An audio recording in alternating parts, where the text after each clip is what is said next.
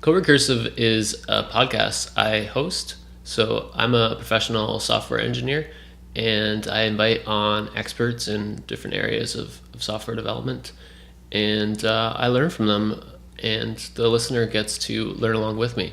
So we've had interesting topics like functional programming, Scala, Haskell, Rust, concurrency, incident response, cover a broad spectrum of topics. So I started programming maybe in grade 10 when I had a class on Turbo Pascal, and it was super fun. And actually, I guess I started even earlier than that because I do remember that we had these Commodore 64s in our classroom when I was in elementary school, and they had this logo program where it's like a little turtle that you can like give instructions to, and he draws. And I remember like we had to write like while loops, and then you could make him draw spiralographs, and it was super fun.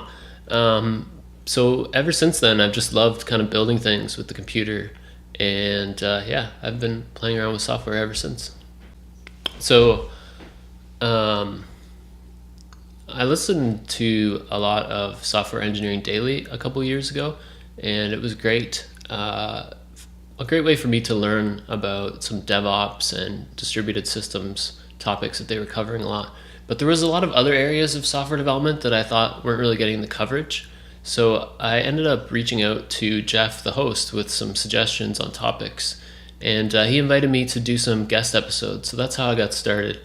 The first one I did was on Scala Native for SE Daily. And it's just a lot of fun. So I've just kept at it. Software Engineering Daily, obviously, since it got me into podcasting, I really like it. There's also Software Engineering Radio.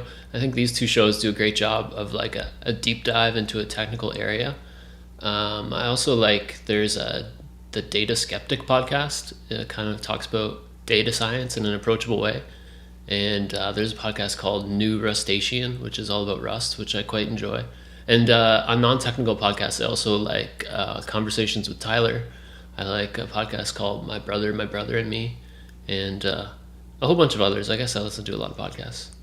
What do I learn from podcasting? That's a good question. I learn a lot by talking to guests. Often, I'll see a great conference talk or read a great article or paper, and, I think I'll understand the issue, but I'll have some questions, or maybe I'll misunderstand something. So it's great to get the person on, into an interview format where we have like an hour, and I can kind of ask them questions in depth, kind of make sure that I'm not misunderstanding certain things, and they can kind of explain to me like what motivated them. And so I learn a lot from kind of these in-depth discussions with experts. My most valued experience since podcasting. So one for sure is interviewing Phil Wadler. So he is a professor, I think, at the University of Edinburgh, and he's had a long and successful career. He invented monads, for instance, along with many other things. So it took me a while to get the interview with him, and I kind of had a plan about the different areas I was going to ask him about. But he's actually like quite a personality, and so once I started talking to him, like he just took it in lots of different, exciting and fun directions. He was pulling papers out of his desk that were old copies of letters that Bertrand Russell had sent to some other academic, and reading them to me, and just a super interesting person to talk to. I'm not even sure we covered everything that we had planned to cover, but he was great. I think that if I could get like 2 days of his time and a film crew, that we could make some sort of comp sci Netflix documentary that would blow everybody's socks off. So Netflix, let me know. But another one I did was with Brian Cantrell, who has like a long history of building operating systems. And he's similar. He just kind of has a lot of great insights and is a very animated person to listen to. So that was a very valuable experience for me to hear his perspective.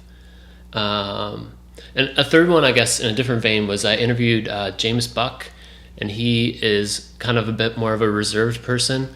And he has spent a lot of time programming in the early days of Ruby, built a lot of important libraries, but he kind of got burnt out on it, and kind of all of this value he was getting out of programming day and night kind of fell away from him. and we kind of talked about how he came to terms with that, and kind of how he learned to overcome it and then find value in programming again. And so that was like a different type of interview that I don't normally do, but I really enjoyed it. It was a valuable experience. So there's just so many interesting people, interesting conference videos on YouTube, interesting papers, just a lot of new and exciting things going on in the world of software development. So the podcast is just a way for me to talk to these people, explore their ideas, help spread their message, help understand their ideas and spread that understanding. So I have an upcoming interview with Andy Hunt, who co-wrote The Pragmatic Programmer, and it's a great book.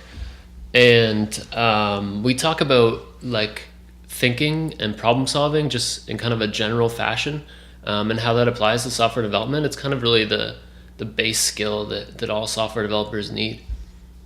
And he's also written a science fiction book, so we talk about that a little bit. Super interesting interview coming soon. I have one about refinement types that I think will be interesting. And I guess just what you can expect is just me talking to people who have like ideas that I find exciting, and kind of me trying to understand them and kind of spread that learning. Just lots of that coming.